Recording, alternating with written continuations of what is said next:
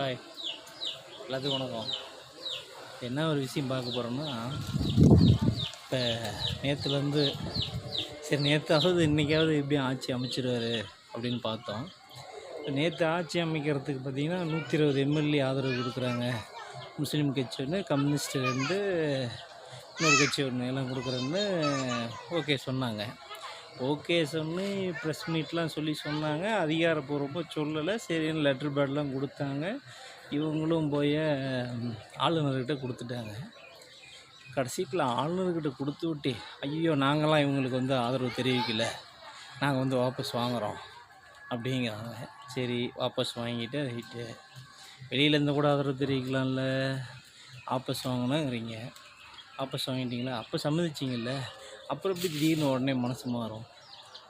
இது ஒரு கேள்வி. அடுத்து பார்த்தீங்கன்னா, ஒருத்தர் துணை முதல்வர் பதவி வேணுங்கிறாரு.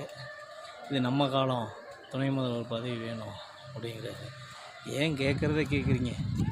முதலமைச்சராக கேளுங்க.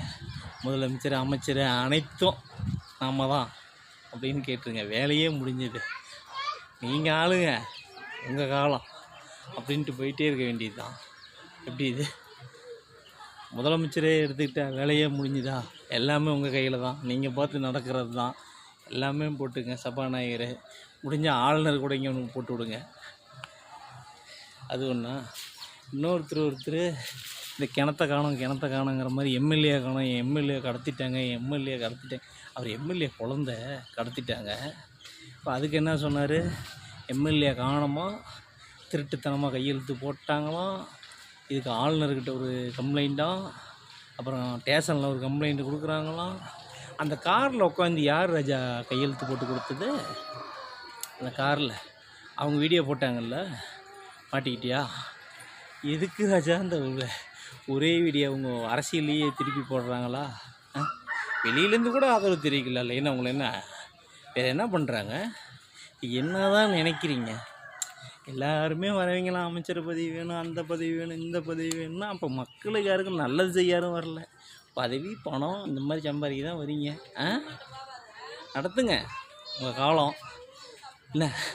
ஆனால் ஒன்று நல்லா தெரிஞ்சுக்கங்க, சப்போஸ் ரீஎலெக்ஷன் வர மாதிரி இருந்தால் இப்போ வந்தது கூட யாரும் வராது.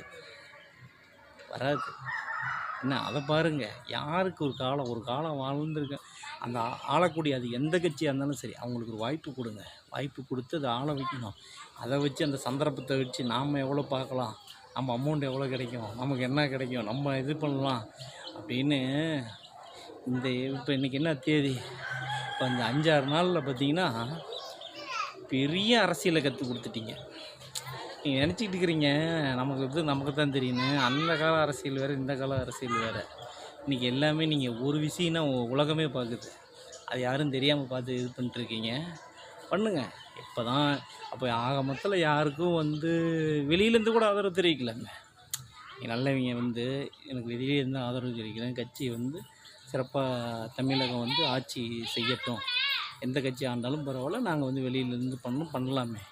ஆக மொத்தத்தில் நான் தான் இருக்கணும் அப்படிங்கிற மாதிரி பண்ணணும்.